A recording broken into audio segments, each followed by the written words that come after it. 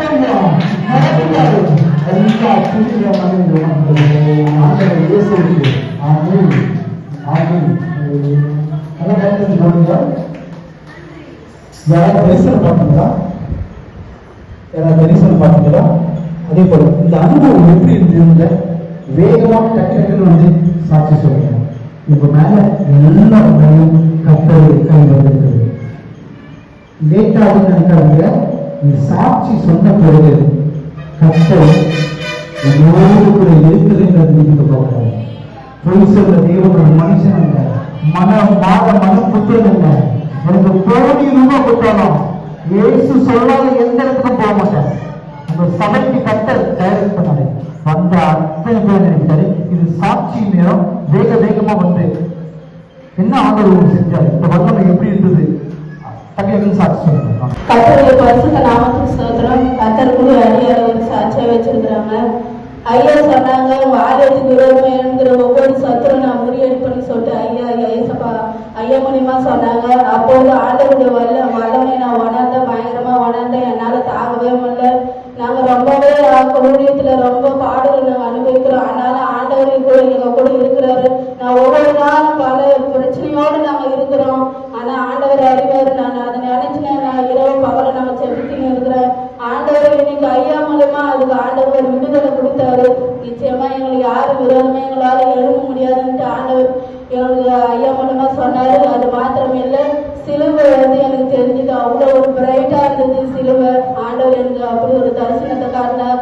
என்னால பார்க்கவே முடியல சிலுவையை. அப்படி ஒரு வெளிச்சம் கத்தத்தாமே. அந்த வெளிச்சத்தின் வெளி இன்னும் ஆண்டவருக்காக நாங்க ஓடணும், அவர் நாமத்தை மகிமைப்படுத்தணும். கத்தத்தாமே இந்த சாட்சி ஆசீர்வதிப்பாராக. ஆமென். கத்தர் காமிச்சா சிலுவையை காமிச்சாங்க. சிலுவை அவருடைய பாடுகள் இருக்குது. அந்த பாடுகள்னால உங்க பாடுகள் அவர் இருக்கிறாரு. இனி உங்களோட பாடுகள் இல்லை. கத்தருக்கு மகிமை உண்டாவாங்க. ஆமென்.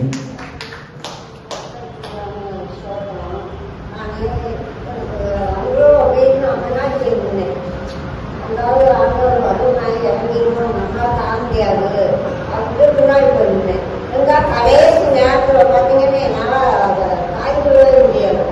தினமும் அந்த ஆண்டவர் வளர்ந்த எழுப்பிட்டாங்க. எழுப்பி கிளாஸ் நமக்கு தெரிஞ்சது. அதுக்கப்புறம் என்னால வரவே நானும் பின்னாடி இருந்துமே என்னை ஆண்டவருக்கு இல்லாத நாளே அந்த ஆண்டவருக்கு எனக்கு ஒரு ஒளியை காட்டினாரு. அவர் போராடும் கொஞ்சம் சோதனை நன்றி. கத்தருக்கு மகிமை உண்டாவாங்க.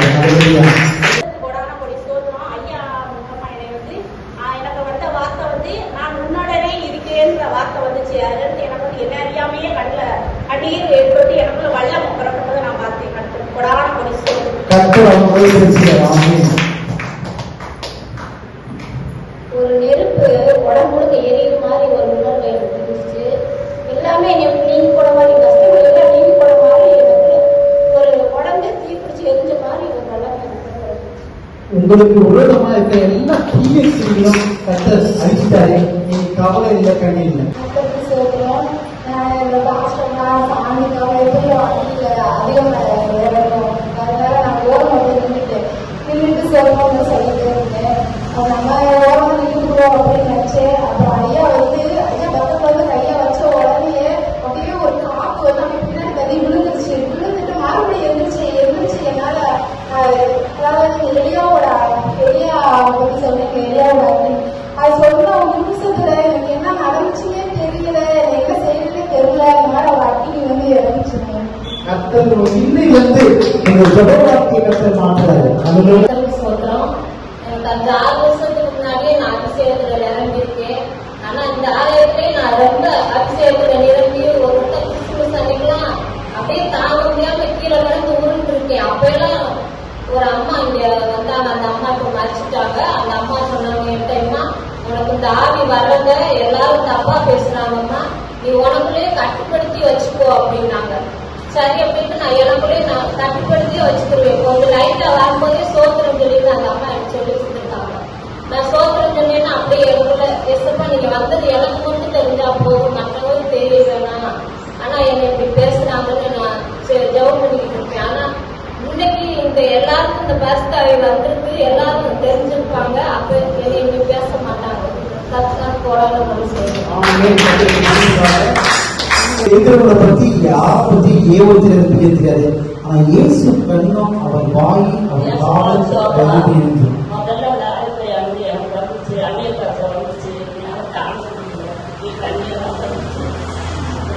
முடியாம அடைக்கு ரெண்டாவது என்னால் வாழ்க்கையை அவங்களுக்கு உடனே எழுதி அப்படியே என் கண்ணுக்கு எப்படியோ பேர் இருந்துச்சு. அப்படியே அடங்கிட்டேன் நான் கட்டி அப்படியே அந்நிய கருத்தை செஞ்சு ரொம்ப வந்துச்சு. பேச எனக்கு உடம்பு இருந்துச்சு, அதுதான் வந்துச்சு. அதுக்கு பார்த்து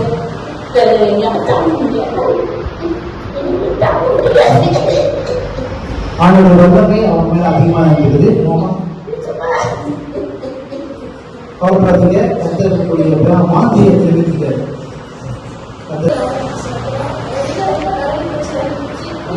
கிட்ட வச்சிருக்காங்க பேர் வந்து நர்மதா நல்ல பேர்.